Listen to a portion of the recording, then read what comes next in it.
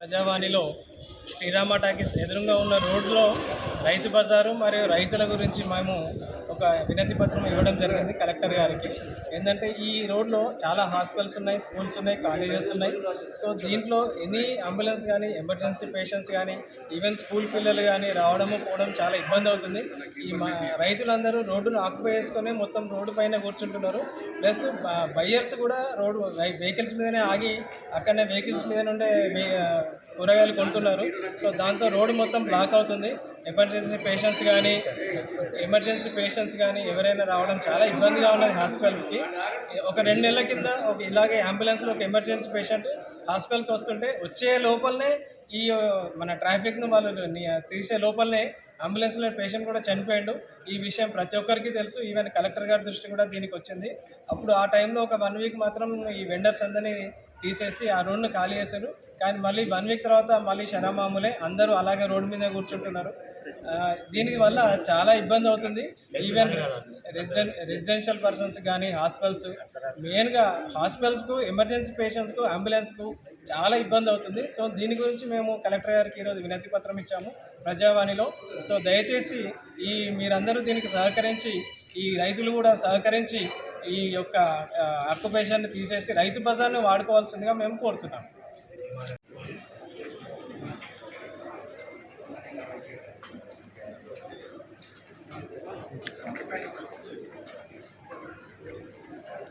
Market అనేది అర్ధరాత్రి 2 గంటలకు స్టార్ట్ అయ్యి నెక్స్ట్ డే మళ్ళీ నైట్ 11 o'clockకి క్లోజ్ అవుతుంది. రాత్రి 2 గంటల నుంచి స్టార్ట్ అయితే హోల్సేల్ వాళ్ళు వస్తారు రాత్రి 2 గంటలకి. అక్కడ నుంచి మాకు హారన్స్ కానివ్వండి, డిస్టర్బెన్స్ కానివ్వండి చాలా ఎక్కువ అవుతుంది. ఆ తర్వాత నుంచి మళ్ళీ రాత్రి 11 వరకు ఇదే స్టోరీ ఉంటుంది. ఆటో వాళ్ళు కానివ్వండి, కార్లలో వచ్చిన వాళ్ళు కానివ్వండి రోడ్డు మీదనే ఆపుతున్నారు, రోడ్డు మీదనే కూరగాయలు కొంటున్నారు. ప్రశ్నిస్తే మాకు గొడవలు అవుతున్నాయి.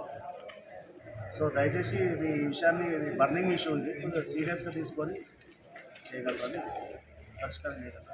18వ వార్డు ఈరోజు 18వ వార్డులో ఈ శ్రీరామ టాకీస్ ముందు ఉన్నటువంటి రైతు బజారు ఏరియా లోపల ఏమవుతుందంటే కూరగాయలు అమ్మేవాళ్ళు మొత్తం రోడ్ల మీద కూర్చుండి రోడ్డు ఆక్యుపేషన్ చేశారు. వాస్తవానికి ఏంటంటే ఆ గల్లీ లోపల hospitals plus schools, colleges, theatre, దాదాపు అన్ని కమర్షియల్ ఏరియాలో ఉండడం వల్ల ఆ గల్లీలోకి అసలు రావడానికి కూడా ఇబ్బంది అవుతుంది.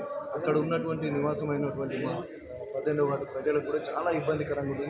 వాస్తవానికి ఏంటంటే దాన్ని ఓపెన్ చేసినప్పుడు అందరినీ లోపల కూర్చొని పెడదామని చెప్పేసి ఓపెన్ చేసిరు. కానీ లోపల దాదాపు మున్సిపల్ నిధులు 15 లక్షలతోటి షెడ్ కూడా ఏర్పాటు చేయడం ఉంది. కాకపోతే కొందరు రైతులతో పాటు మారుబేరే వాళ్ళందరూ రోడ్ల మీద ఉండి అమ్ముకోవడం జరుగుతుంది. చాలాసార్లు వాళ్ళకు ఇంటిమేషన్ కూడా ఇచ్చినాం లోపల కూర్చోమని. లోపల చాలా స్పేస్ ఉంది.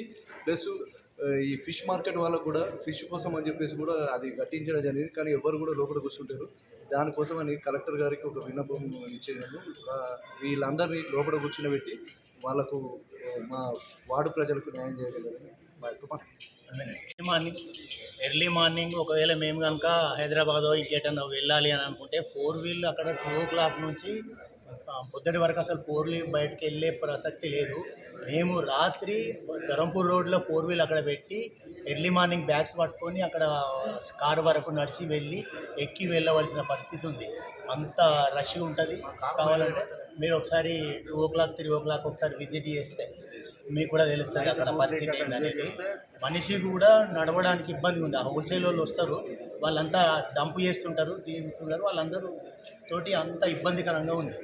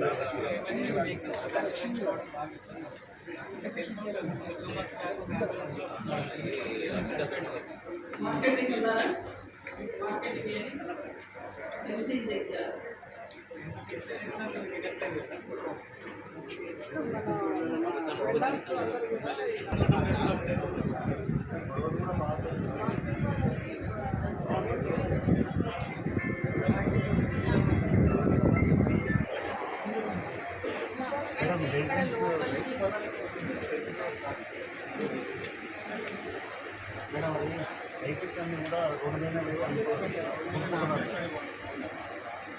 బైక్స్ కానివ్వండి, కార్లు కానివ్వండి, ఆటోలు కానివ్వండి,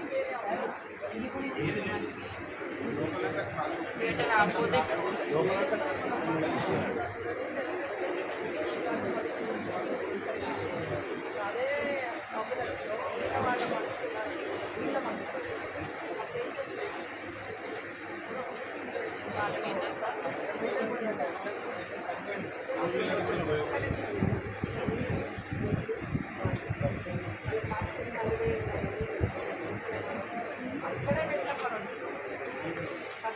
సార్ ఉండండి, పిలిస్తే ఆయన వస్తుంది.